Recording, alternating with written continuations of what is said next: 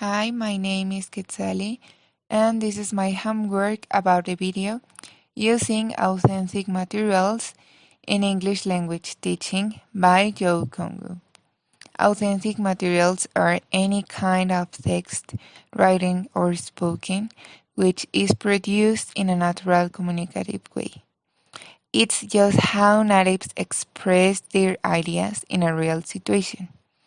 The use of authentic materials help students to acquire the second language faster and better because they read and listen text of typical situations which maybe soon or later they will have to face, and over time students acquire a second language because they read and listen text as much as they could. Good examples of authentic materials are newspapers, magazines, books, menus, movies, etc. On the other hand, inauthentic materials are any kind of text, writing, or spoken which are designed and produced keeping in mind a language learner. This kind of material can be an easily way to teach because in the text and examples only uses basic vocabulary. But we always have to keep in mind that such material is unreal and people don't usually express their ideas in that ways. Good examples of inauthentic materials are course books, Duolingo app, some educative videos, etc. There are too many kinds of tasks in the unauthentic materials, receptive and productive. So, until now, using authentic materials would seems the best option to teach a new language. However, there are some issues which can limit the use of them. The high difficulty in text is maybe the most important issue due to beginners students can't properly learn from each read or listen text because they don't understand most of words in and this could be stressful for students.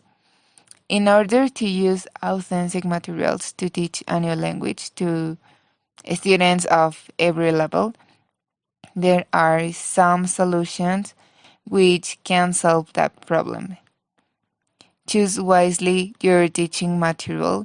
There are several websites where you can find excellent authentic material. Focus on students or teachers because you can choose the difficulty of them. And grade the task according to the student's level. Maybe you can edit the text, however, doing this you affect the authenticity of it. Try to avoid change the words and just edit in order to make it shorter. As I mentioned, there are so many websites with thousands of authentic materials focusing on reading and listening content. Some of them are reading material. Sorry, a website with different level text with a color code to score the difficulty of every kind of text.